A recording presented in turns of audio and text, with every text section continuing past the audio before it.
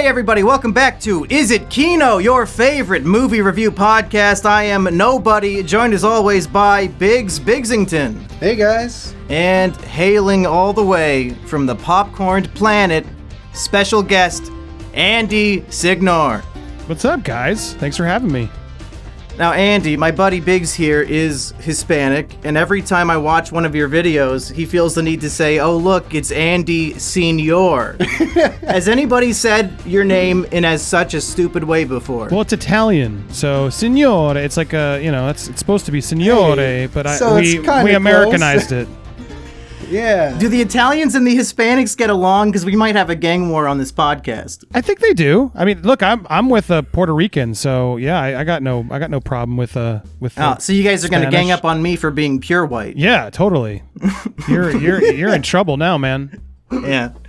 Well, today we're talking about the new Bob Odenkirk, John Wick inspired. I guess it was written by the same guy. New movie called Nobody. Andy Signor, what did you think of Nobody? Now, see, rated R. I went in knowing nothing about Nobody, and I think that helped me enjoy it more because I didn't even know. I was like, Bob Odenkirk. I was so surprised, and I implore, even before we get to our review, you should go give it a try before people tell you what it's about, because I could see it not being as fun if you just know what's going to happen. But what I loved about it is I just didn't know Bob Odenkirk was going to just come out and start kicking ass.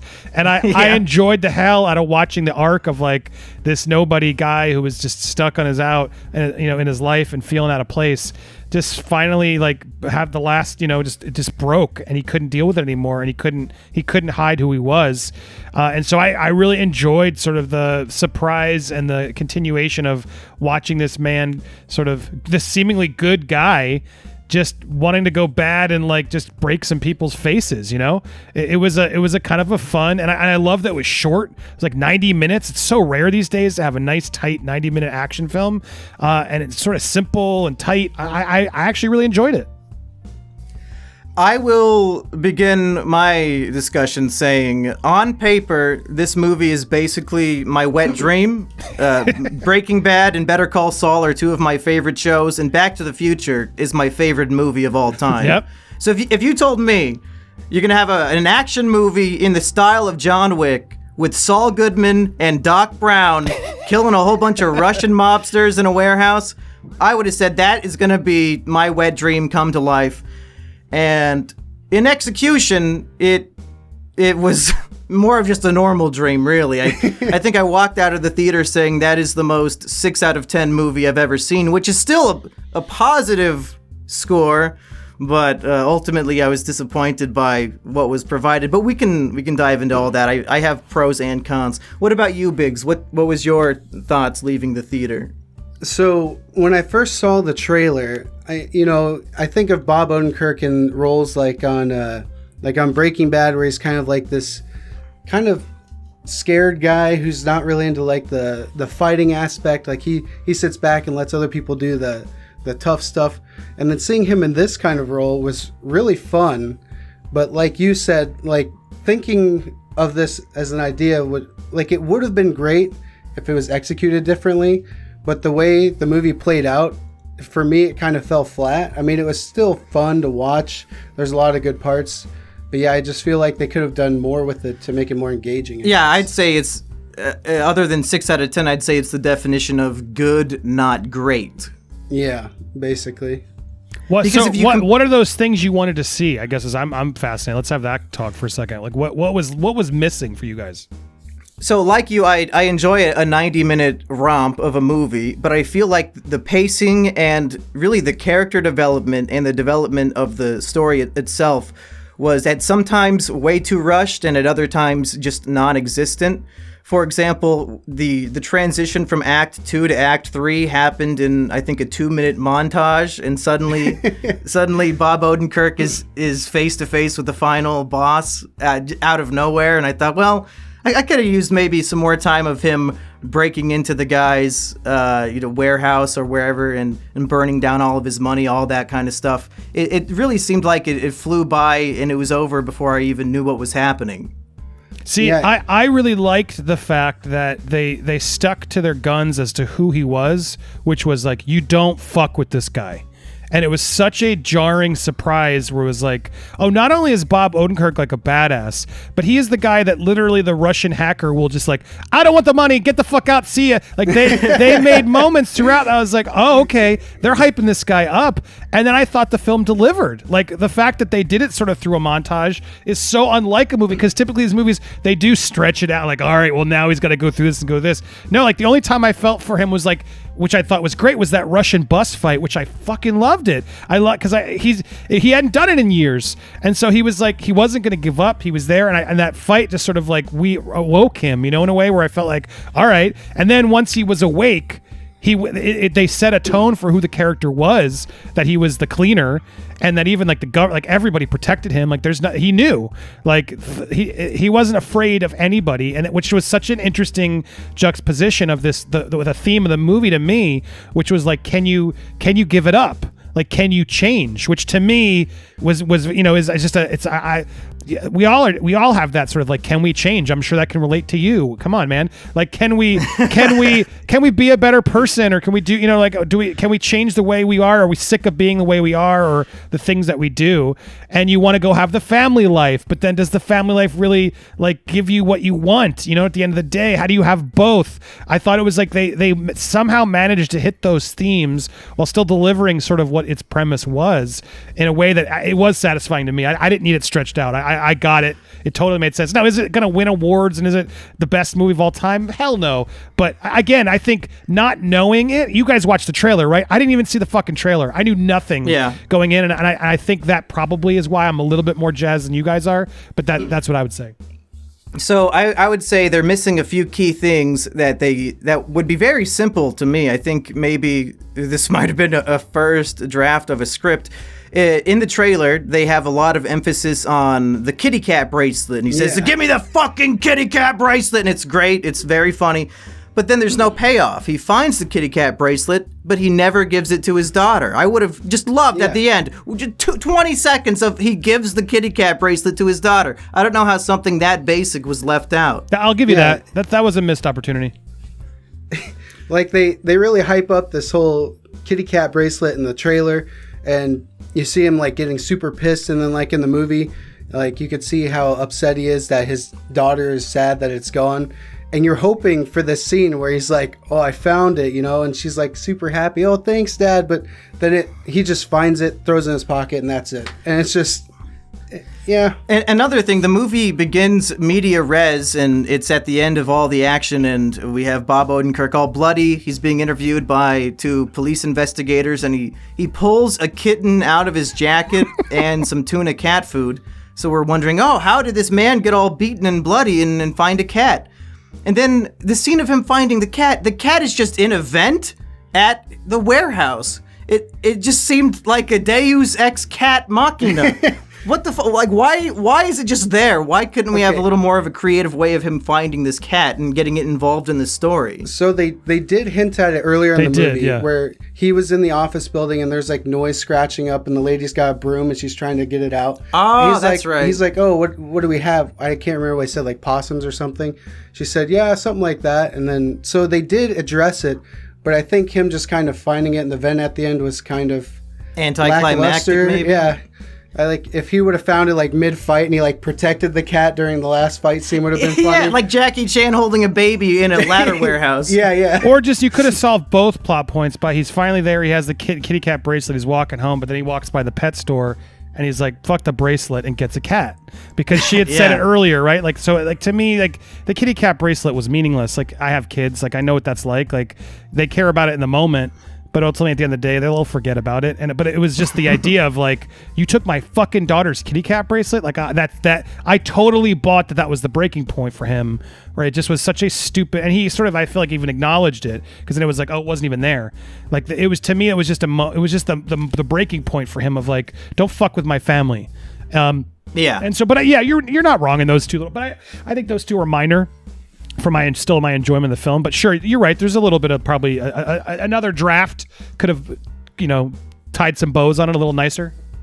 And I do have a lot of pros, and I definitely want to sing the movie's praises because I did overall like it. But while I'm on the cons, man, oh man, was Dr. Emmett Brown wasted in this movie. I feel like he wasn't even a character. He was just a gag of, this is a 95-year-old man who has a gun. Isn't that lay epic hilarious XD? I like when he has the shotgun and he blows the two guys away who try to kill him in the retirement home. But otherwise, is this even a character? Is Christopher Lloyd so old that he can't act anymore? Yeah, that was kind of another thing I was going to bring up for one of my cons is, I guess I'm just used to like watching long TV shows, so you really get to know the characters. And I felt like at the end of this movie, I didn't really know anybody. I didn't really get that depth from the characters like I wanted. Other than Bob Odenkirk. Well, yeah, but like the side characters who were supposed to be like emotionally attached to, we didn't really get to, like you said with Doc Brown.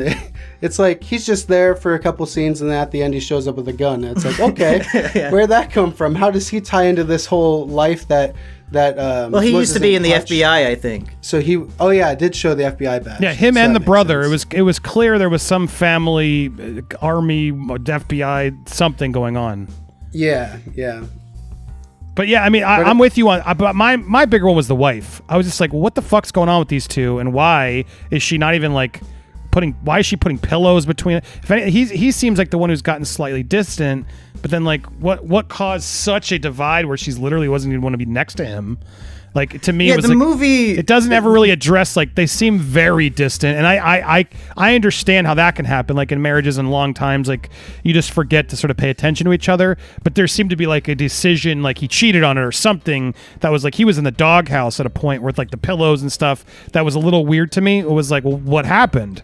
Or is this just like they don't pay attention? Which I think you could have sold without the pillows between them, with them just sort of both like, ugh, what are we? How do we get here? Do you know what I mean? But it felt like there was more. Did you guys get that vibe too? Yeah, I in my mind, there are two different ways to do a character like this. The idea of you have the guy who's kind of down on his luck and stuck in a dead-end job, but on the inside he's actually a badass killer, but he can't let anybody know. There are two ways to do it. You can do sort of how they describe Breaking Bad, where it's Mr. Chips evolves into Scarface, but this is... He was Scarface, he was the badass assassin, then he decided he's going to settle down and pretend to be the Mr. Chips, but then he lets the Scarface out again. You can do one or the other, but when you try to have your cake and eat it too, in the sense of...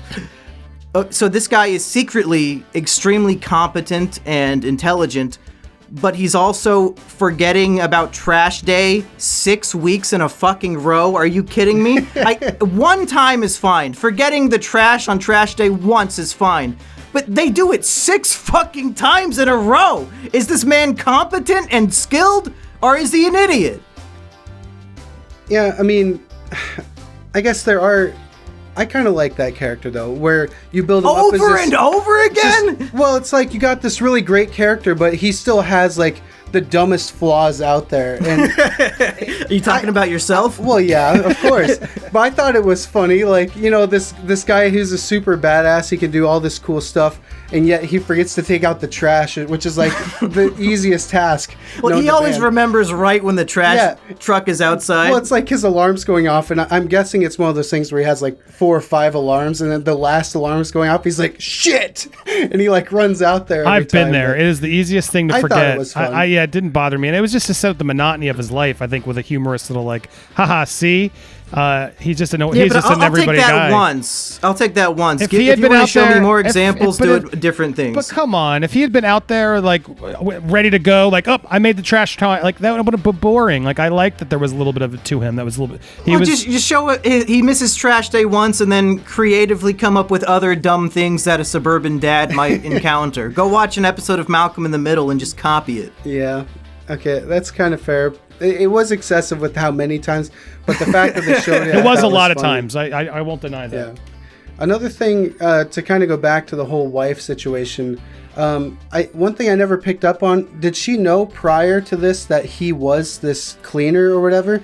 Because like, it never explains why they're distant or why she's got the pillows there. And then, but then at the end, he's like, "Oh wait, does this house have?" And then she says, "A basement," like implying that she understands that he needs like a safe room in the house. So like, does Well, she I'm know? sure she knows along, by that or- point. Yeah, 'Cause remember that was he 3 threw months her. later. He threw her in the basement when she figured it out. Right, So but- I assume she learned that. Like I took that scene at the end of like, I'm okay with this lifestyle. Like she's a partner to him. Like she's aware of it and allowing it is how I took that ending scene to sort of show that they're not apart anymore. They're together is what as I read it. So I was curious throughout the movie, but I took it as she didn't really know what was going on to the extent, and now she does. Yeah, that makes sense. Because while I was watching the movie, they weren't giving any hints as to why they were so divided. So like I was trying to fit that in my mind. Like, is it because she knows about this? But I guess that makes more sense. Where like she found out when they came out and there's dead bodies all over the house, and then she just kind of grew to accept it. Hey, maybe she's cheating on him with her own brother, that guy with the huge thick beard at the factory. Maybe. That's for the sequel, man. Yeah. Okay, let's go to some pros then. I don't need to be so negative all the time. Like Andy said, the bus fight is pretty great. It reminded me a bit of that Vince Vaughn movie, Brawl in Cell Block 88 or whatever, where fights in movies, if you want it to be realistic, you can't have fucking Black Widow going down a hallway and every single punch instantly kills a full-grown man. You need to, like, fights are improvised and kind of slow and gritty, and that's kind of what we get. Bob Odenkirk is getting stabbed and bloody and beaten and bruised. It's more realistic than lay epic action scene. I'm gonna kill all the bad guys in one epic blow. Yeah, the thing I loved about it, and this may be a hot take, but in like John Wick, like yes, it shows him get hurt, but not to the extent that it did with Hutch. Like almost every other punch actually does a lot of damage, and you see him take it and fall down, and he's like struggling to get back up. Whereas in like John Wick, he's getting stabbed and shot and beat up, and he's still going. At least in this, it showed the realism of, hey, if he hit me that hard in the face with an object that's like metal or something, I'm probably going to fall down and take some damage. So I really did like the fight scenes in that aspect. Yeah, no, that was probably my favorite sequence. Also, just sort of awakening the beast. It just I always, you reminded me, because like I always wanted to do that. We had a plan when I was at Screen Junkies. We did this show called Interns of Field, which was sort of a parody of like Agents of Shield. And then we had Casper Von Dien, who from Starship Troopers, like in it. And we had this plan that we never got to fulfill. We were going to do a spin-off show of his character. We were going to basically do an Arrow ripoff with Casper Von Dien as our Hawk guy, sort of on the streets, like, and what it's really like. And that was one of the first gags where I remember I was like, we got to get this done. We were writing of like, I want to do the realistic fight. You hype up this hero, he's a badass, he's Hawkeye, and then he's preparing for the fist-to-fist battle. But like we wrote this very fun, honest fight scene where it's like, that's not what it's ever like. And so it would have been more like this, but in this situation, Hutch gets back up because he can and he's trained. But more often than not, these people aren't trained, and it would be so much more like what we saw that I appreciated the honesty in that fight scene because it felt raw and gritty and real. And then it just sort of showed, you know, on our version, he would have gotten his ass kicked like Hutch and not gotten back up. But I loved in this, where it's like, no, Hutch was getting his ass kicked, but he knew, like, all right, shake it off. All right, yeah, now I'm cracked the knuckles, and I'm back to it. And he sort of had a plan the whole time. And even the line leading up to it, like, what was it, like, I'm gonna fuck the shit up out of you, or whatever he says. Yeah, I'm gonna. Yeah, what does he say, Biggs? I'm gonna fuck your shit up. Yeah, it was just like you're waiting for it, because the pacing, you're annoyed with him to an extent, and you're like, wait, is this gonna happen? And I just thought it was a really fun treat to watch that go down. Yeah, I really like that scene, how they started it, because he's kind of like in the bus, pissed off, and he's like, I really just want to beat the shit out of somebody. And he sees this car crash, then they like get out, and he's like slowly like getting more excited, like, yes, get on the bus, get on the bus, please. And then they get on, he's like, oh yeah, here we go, I'm gonna kick some ass. Yeah, it was a fun moment. The bus driver reaction, all of it, I thought was pretty solid. And then even you're kind of like, when I watched it, I was like, well, how the fuck is he gonna get away with this? But I feel like they even tied that loose end and was like, oh well, he's the guy that the government's gonna just say he wasn't there. Like he can get away with it. Like that's why I think that scene with the cops at the end was kind of funny, because they're like, what you think you're gonna get the fuck? And they both get the call, and they're like, oh shit! It's like it just set the tone. Like, yeah, he's that guy, which is unexpected, but. I bet you there are a lot of those guys in the fucking world right now that we would never fucking know that are out there doing it. I'm sitting next to one right now. Don't tell my secrets. Yeah, in terms of comedy, there was one gag that I liked in the movie that I think they only did it twice. Whatever happened to the rule of threes, Andy? Shouldn't they have done this 3 times? There's this gag where Bob Odenkirk will give somebody a fatal injury, and then while he's explaining his backstory to them, he'll look over and they'll just be dead. Yes. It only happened twice. I needed one more to really tie it up. Yeah, I like those moments though, because it was like it just again showed an expert. Like he knew, all right, this guy's dying, so I can talk honestly. Well, Biggs, what else you got? I guess with the bus scene, I was going to say that kind of draws on the good side of his character is like when he stabbed, I can't remember the bad guy's name. He like stabs him and he falls down and like hits him in the face or the throat or something with that pipe. But then he like cuts his throat and then like puts a straw in there. You thought that was nice of him? I mean, I that did too. shows him like, well, I guess I don't want him to choke to death. At least maybe he'll have a chance. That's not how I interpreted it. I thought he was fucking him for life. I mean, if realistically the guy would prefer to live. I'm sure he could have breathed without his throat being cut open. Well, he said, didn't hear him, didn't he say like you guys choking? are never gonna walk again? There was a line before it all went down. Yeah, he broke the guy's trachea, like he couldn't breathe. Oh, that's God. why that's something doctors actually do is put an incision in your throat. They put stick straw a Yeah, I in. think straw in your throat? he was. Yeah. I think he just didn't want to murder somebody. Isn't it? I think isn't he it was called trying like to a tracheotomy. He was taking him I to the don't edge know. without murdering, because I guess that maybe that would be Yeah. more dangerous for him. But now he could just say, "Oh, well, I was self-defense." But if he murdered the Yeah. guys, then he's a wet. Then the government might have come after him. It all felt calculated. Like I know how far I can take this all, without Right. actually murdering them. And oh shit, I got to save this guy and let him breathe when I leave, so I didn't murder him. That's how I took it. Yeah. Andy, do you have any other? Well, we didn't. points that were How at about top of mind? RZA from the Wu-Tang Clan showing up at the end? He was just a weird character too. It's like what? You're on a radio frequency. You're hidden the whole movie, and then it's like of course I show up.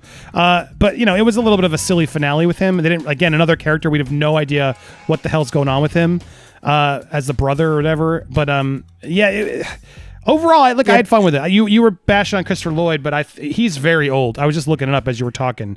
He's like, Well, yeah, I feel like whoever he's, made this movie is like me, who 82. loves Christopher Lloyd. He's like, oh man, I want to make a movie where Christopher Lloyd has a gun and he's killing people. But then in execution, oh wait, yeah, I guess it's 2020 and he's a fucking old man who can't do much. Maybe. yeah, welcome to real life. Well, did you stay for the mid-credit scene? I don't know if I got it on my what was I don't There was a mid-credit scene where RZA and oh Christopher yes Lloyd, in the car with all the guns. We couldn't check Yeah, that. what the fuck was that? It was setting up a franchise. He's no dummy. Was it? Totally. That's what I got too, because at the end when Hutch gets the call and he's like, "Uh-oh, I think this house needs a basement." Like that for me was setting up a second movie at least. So that's exactly what I got from that mid-credit roll too. It's so easy to write a sequel to It's going to show that. more of this. Hutch, Yeah. you made such a mess. You owe us one. But it it's seems so weird to easy me. do. When you have a mid-credit scene to set something up, it would usually be something that you're excited about. These were two characters that we've seen on screen for less than 3 minutes each. I don't know why they would expect me to have any attachment to seeing these characters in a mid-credit scene or any excitement that they're now traveling across the country together. Why would I care? That felt like a the more I think about it, I think that felt like a scene they probably shot that was supposed to go before they showed up, but then would have ruined the surprise that they showed up. You know what I mean?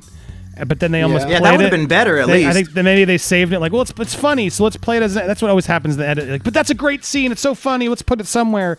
But you're not wrong. And at the end of the day, like we weren't that invested as the filmmakers probably were, and so they probably just like took that away from them coming to save him scene and put it at the end to imply, oh, they're gonna come back. Is my guess from an editor like standpoint. But I agree. Neither of those characters were developed enough. Like it was just fun to see Christopher Lloyd there. I don't deny that, especially even though he's old. I get it. I can accept that because I loved was he watching those old loud westerns just all waiting for that moment? Was that something else that was happening? Do you know what I mean? He was trying to find Back to the Future Part 3 on TV. No, but really, I loved oh, you're just watching your dumb TV with all the gunshots. Like it almost felt like was he just literally waiting all this time to because he had that show on always. And so, was he that calculated? Was that all, this whole family is that calculated? You know what I mean? There was something interesting. It could be that, but also my grandma's last boyfriend, before he died, he would sit and watch Gunsmoke all fucking day. So maybe it's just a realistic old man. Could be both. Or if he's in an old person home, It's probably like the only thing on TV anyways, or like reruns after reruns. So to be fair, it's probably just what's on the 3 channels they get at that facility. Yeah. Well, man, I really wanted to... Do you want a sequel?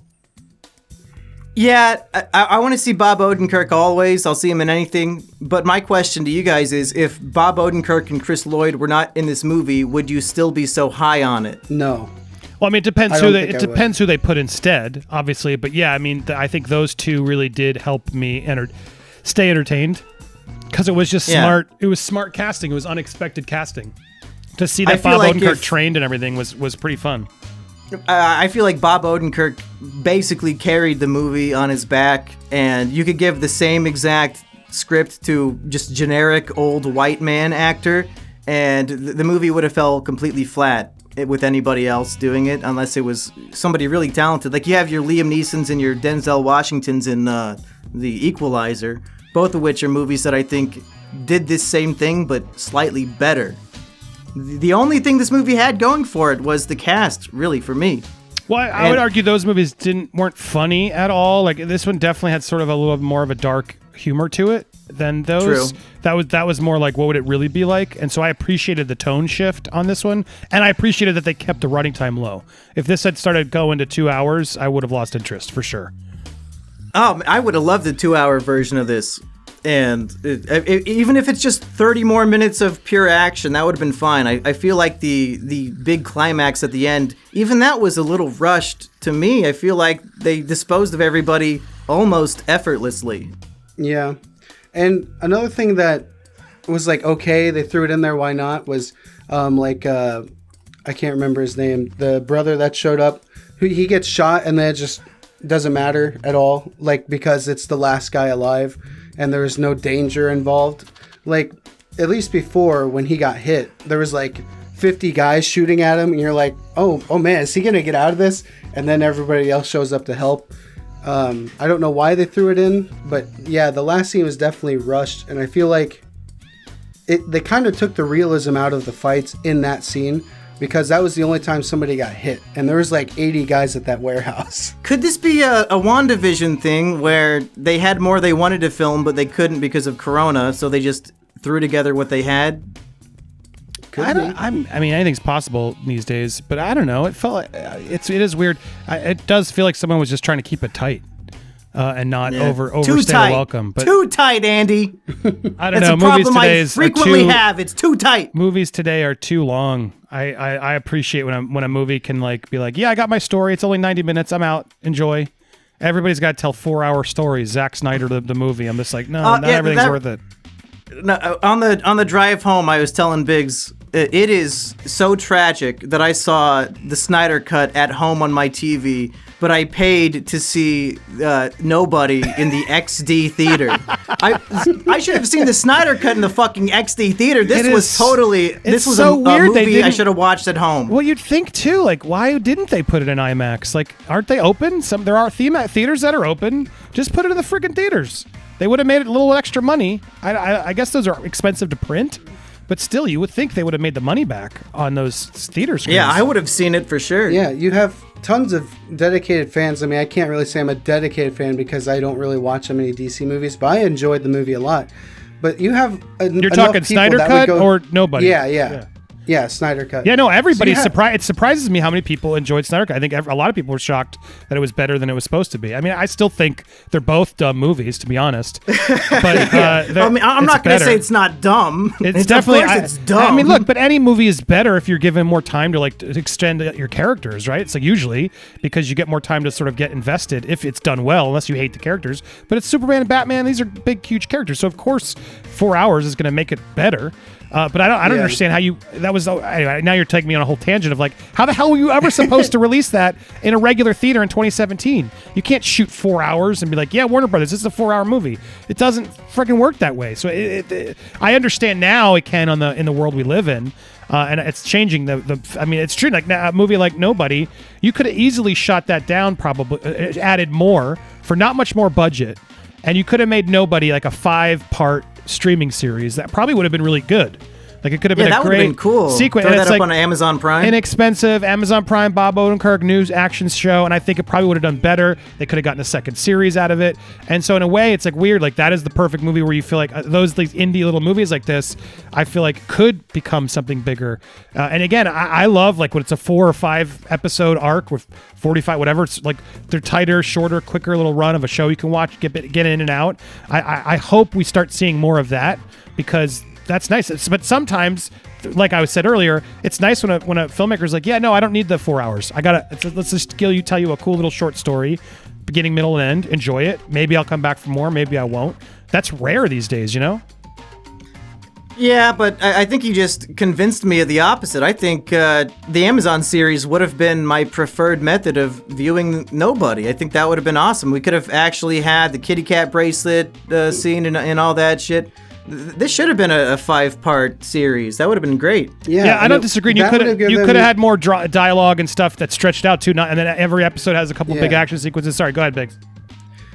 I was just gonna say that would give them the time that they needed to really build on the characters, so you knew who everyone was and why they were there, and like the story, especially between the wife and the husband. Like we'll never know what's going on there unless they explain it in the sequel for some reason. But yeah, I think a short series would have really paid off well for this show. Right, and you could have you probably, and if you had done the pilot to basically just end at the bus fight, like that would have been an amazing pilot. You get the guy, the nobody guy. You're like, who the hell is this guy? And then you end with that brutal bus fight. He storms off, and you're like, who the fuck is this guy?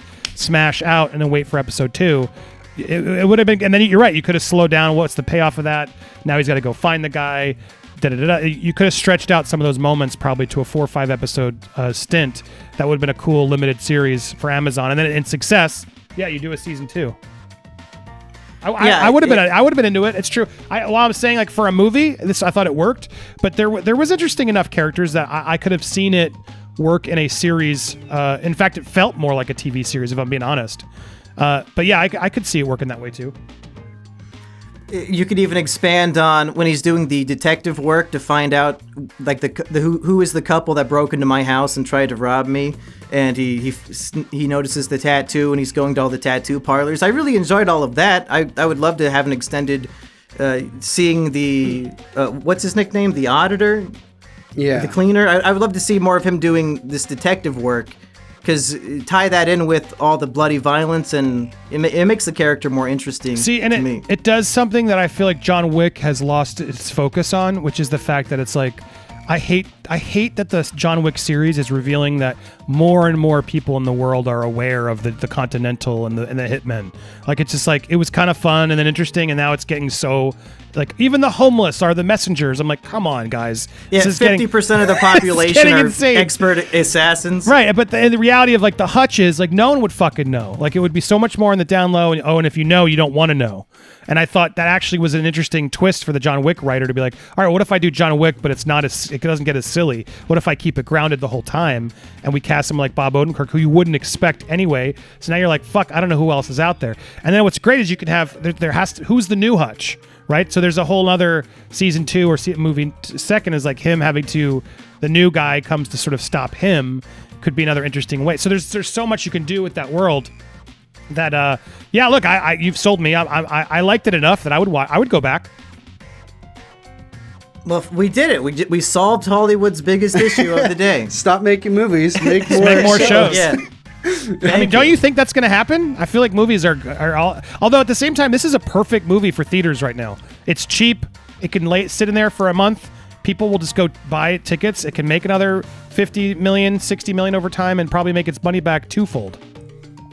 I think it'll benefit a lot when it comes out on streaming, because I really wished I would have saw this movie at home. I feel like I wasted $30 going to the theater and paying XD prices for a movie that would have fit on my TV.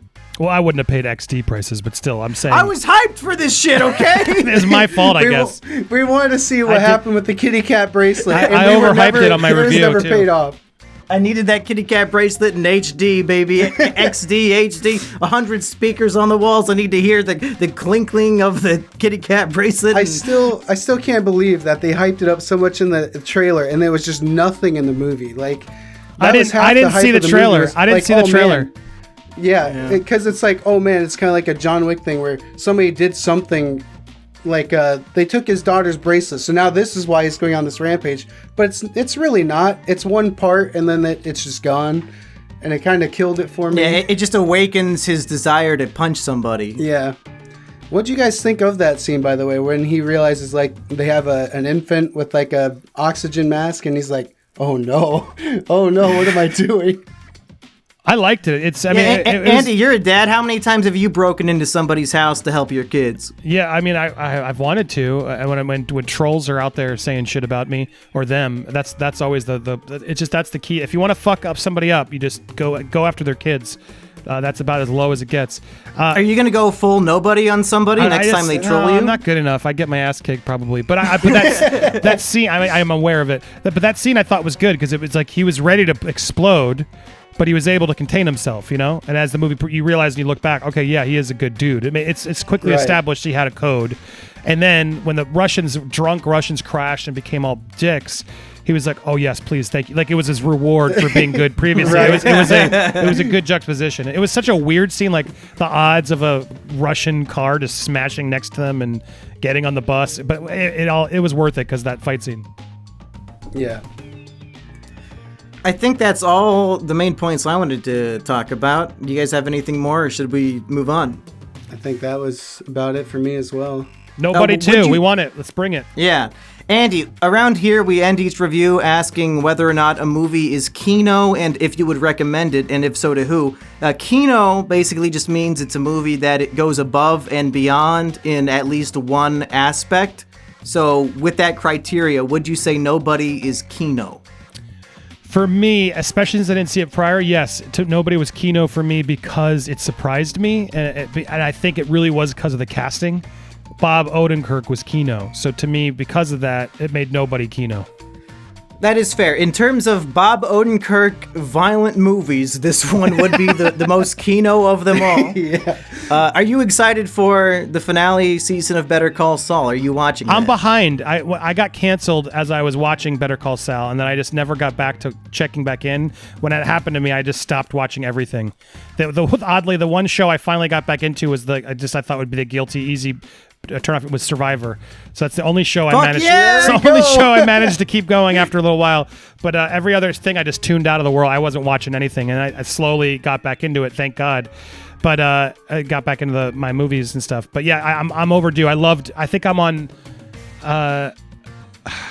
Did the brother die? When Chuck dies at the end of season 3. That's where I left it off. So what's there 5 now? I think I'm 2 seasons behind. Yeah. Yeah, yes. With Michael McKean's character and the fire and stuff, that was the last part I saw. Well, you got to catch up. Is it on Netflix? It's not out yet. Oh, the other seasons, I don't know if they're on Netflix. It's not. You've reminded me. I did love it. I want to get back into it. He's fantastic on that show. Speaking of Survivor, they just started filming season 41. I'm hyped for that too. It's a withdrawal this year. I don't know how the hell they. Yeah. It's been. That's the one show that you'd think. Of course you can go out and do it. Like they're all on an island. It's like you can't get it on the island. I don't know why they didn't just film it in the United States. Yeah. You can't travel to Fiji? Fuck it, just go film it like Old West Town Survivor season. Give us something. I agree. We got Big Brother? We got 2 seasons of fucking Big Brother and no Survivor? What the fuck? Ever since they did the Africa one, they've never left. Like they refuse to go anywhere but Fiji now. It's like the go-to place. They've realized they can't mix it up. Africa was such a disaster for them. Like I've heard stories about it. It was just such a fucking nightmare, and boring and hot, and didn't really give them anything. That they sort. I want to see the Arctic Survivor. Like I know that. Oh no. God, no! Somebody would die. They would actually die. Put them out in the snow. Do it. But yeah, they won't do it. But yeah, no. I will. It'll be interesting to see it finally come back. And now with a year off, I'm hoping. Okay, well, this one will be good because now we've had a little bit of the time. But yeah, Survivor's I've seen every season now. I'll be honest. They've all started to blend together. Like, Oh yeah, for sure. I have my favorites and stuff, but I'm not one of those guys who's like, oh yeah, in season 14 with Brendan and blah blah blah. They all. It's like The Bachelor. I watch as another guilty pleasure, and every season the contestants, the last year's push out and the new ones push in, and I do not let my brain like take too much remembering, like, except for like Boston Rob and Rupert and like the classics. You know, all the other players, I forgot and move on because they're all very interchangeable. I spend way too much of my free time studying Survivor because Rob Sesternino has his whole podcast network, and I listen to all of his shows. So I could probably tell you the names of characters from most of the seasons. Yeah, see, I couldn't do that at all. I'm more like Andy, where it's like, yeah, I know the big names from like 7 different seasons, and other than that, I couldn't tell you who was on what season or where they were on what. Like, I couldn't tell you where they were in season 20 or 21. 20 was Heroes and Villains. Yeah, but I don't know where it was shot at. I couldn't tell you the location. It was in Samoa. Okay. Now, I don't know. If I looked up the Wikipedia, it'll remind me of which cast it was. Then I would all click back, and I'm like, all right, I would need some like what's that called, the totems, like the I need some Christopher Nolan totems to remind me of which each season was. Oh yeah, like that Facebook quiz of can you tell the season of Survivor by the immunity idol or something? Which one was the peanut? Which one was the peanut butter where they took their tops off? We just watched that one yesterday. Yeah. We're watching Survivor the Amazon season 6. Amazon, there it is. Jenna, right? That's her name. Yeah, it was Jenna and Heidi. That's right, and I remember they did Playboy because of that. Biggs showed me that right after. I was like, oh yeah, by the way, they did a Playboy shoot down in the Amazon after the show. Dude, Survivor was a huge fucking thing for a while.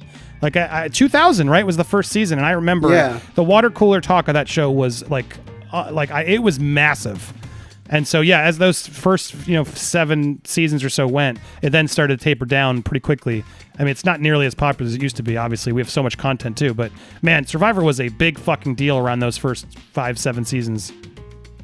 Maybe season 41 we can finagle some sort of show out of it, even though I doubt I doubt our audiences give a shit, though. You know what's fucking depressing is I could have been on it. I could have totally been on it. What? Because I knew Mari, who worked for me, and she was on the Gen X series. Yeah, and so the producers, and then Aaron and Jocelyn, who were in Defy, they went on Amazing Race, and so the producers were eyeing us all up. And so I had started talking, and it was like, oh yeah, well, he's like the movie nerd. You should have. So there was talk of like I was trying to get in on that using the Screen Junkies Honest Trailer in to like be one of like an influencer, player, because they were starting to really get into that idea. And then of course, how do you think you would have done on Survivor? Do you think you would have made it far? I didn't get to do it. I was like, would I actually do Survivor? Because I don't. I'm very good at like the manipulation part. I think I could have been good at. Like, if I want to turn that on, I could have turned that on and done it. Like, I was a scumbag who cheated on his wife for years, so there's an evil part of me that could do that if I needed to. So they've had Russell Hantz on 3 times. Yeah, I'm sure they could have Andy Signore. Well, no, my point is like that. I could have done that. I'm pretty good at, but at the same time, I lose my cool, especially if I can't eat. And I know that's my Achilles heel. Like they do not feed you, and I learned from her and others who've been on it. Like you don't. It's just that's what it is. It becomes like you can't control it. You have to be so disciplined and patient to really be good at that show. And that's where I think I would lose, because the elements I think would just push me to a place where I probably could not do it. So Survivor to me would be and same with Amazing Race. Like Amazing Race, I've given up on. Like I get stressed watching them in the airport, and I've heard the show is literally only them in airports. Like with the players, like it's actually really stressful because it looks like you see all the fun stuff, but 90% of the show is us waiting around in airports and on planes, and like that sounds fucking miserable to me. Yeah, of the 3 CBS shows, Big Brother, Survivor, and Amazing Race, the Amazing Race is the only one I would not want to do. I would rather sit in the Big Brother house for 100 days and go psychotic than those challenges. Yeah, it's just pure stress. That show stresses me out watching it too. Total stress, and that's why they get those people yelling at each other, like couples. Like I would, and that's exactly what I would never want to, because that's not me. But I could see myself becoming like the yelling husband that they edit, and I'm like, fuck that. No way do I ever want to put myself in that situation. And they'll throw in the one time that you yell and really milk it as much as and they they can. put you in a situation that anyone would yell. It's like, of course, the airports and foreign territory and impossible challenges.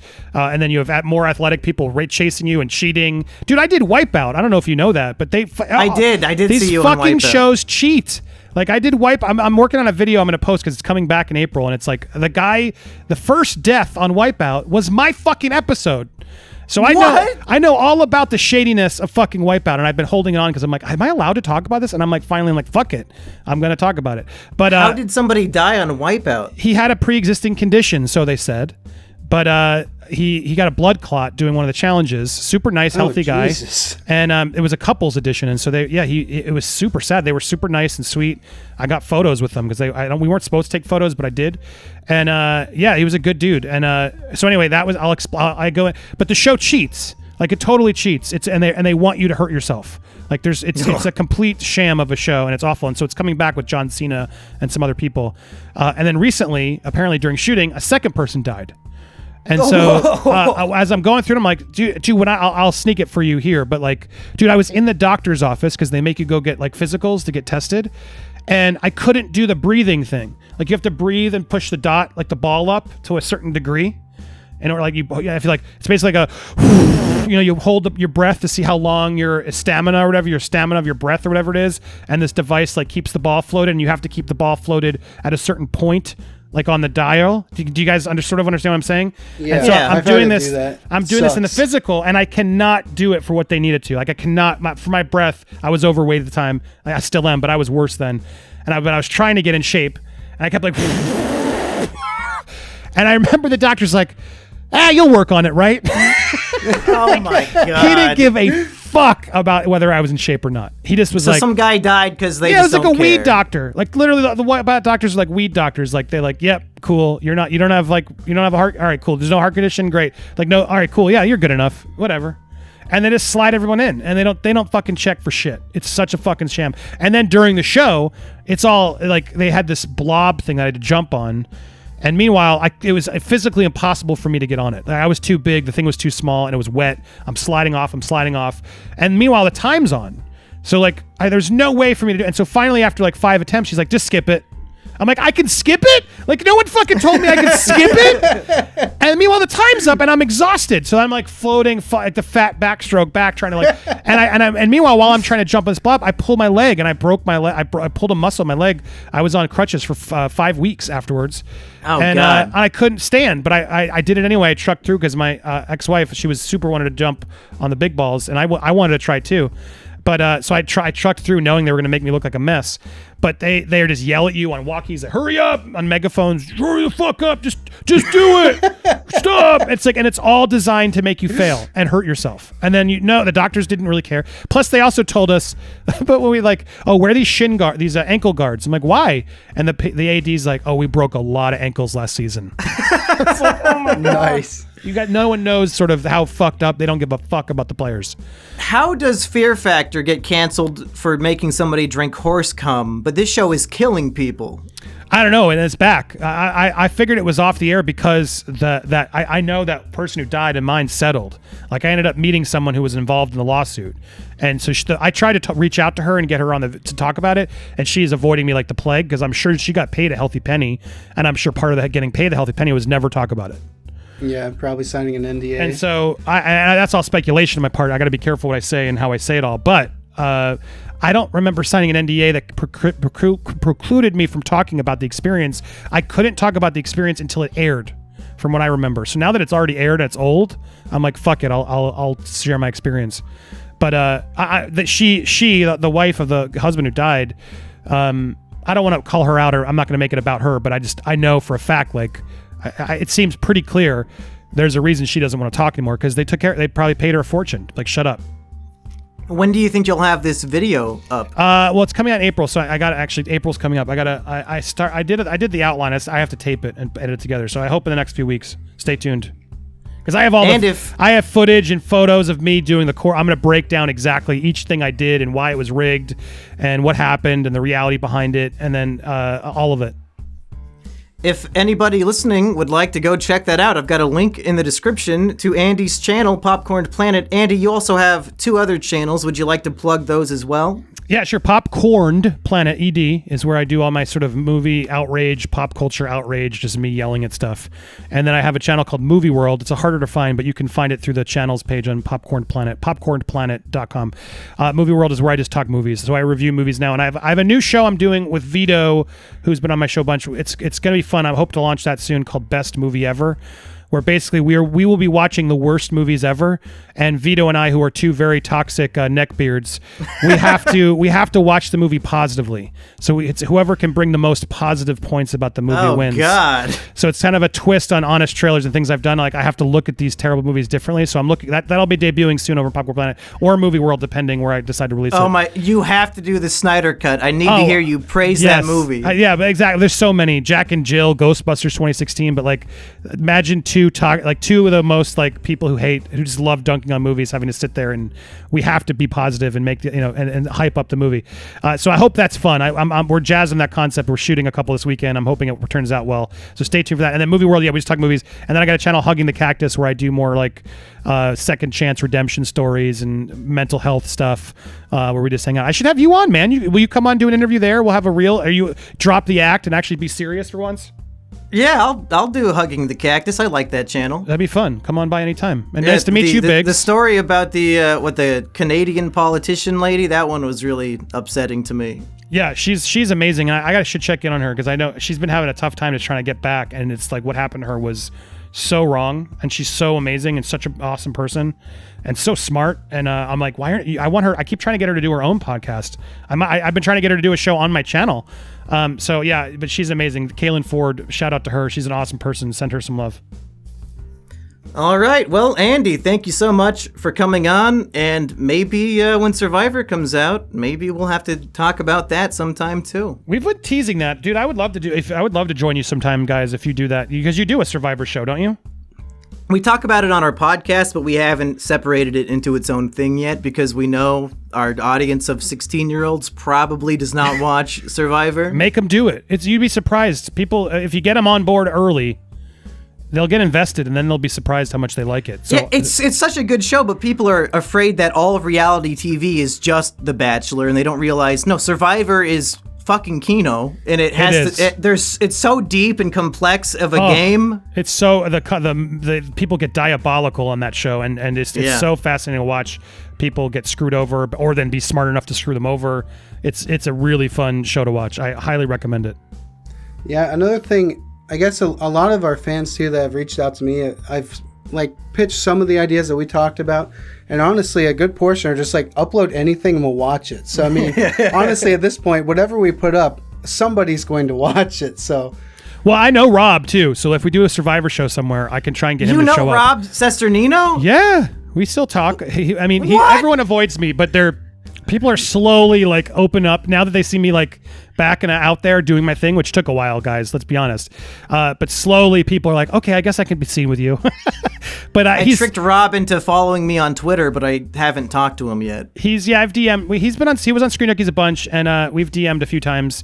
But if there was something going on, especially if it was Survivor related, I think we could get him on. Plus, I know Richard Hatch, dude. Come on. What? Yeah, you saw that. You saw that Hugging the Cactus with Richard Hatch, yeah, right? but I didn't know you could just get him. Yeah, I mean, I have his info. I can reach out. I mean, I'm sure if we talk about it, we'll get him in. Dude, that's my point. I can get some of these people. To Richard Hatch, he would come in his pants. So my point is, if we can come up with a good angle, like to put it more somewhere decent. I just don't know where to put it because I know it'll bomb on my channel and then it hurts my channel.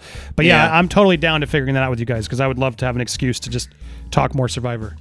Russell Hantz replied to me on Instagram one time. Maybe I'll get him. I'm going to try and get him on the Cactus too. Like he's one I really want to get.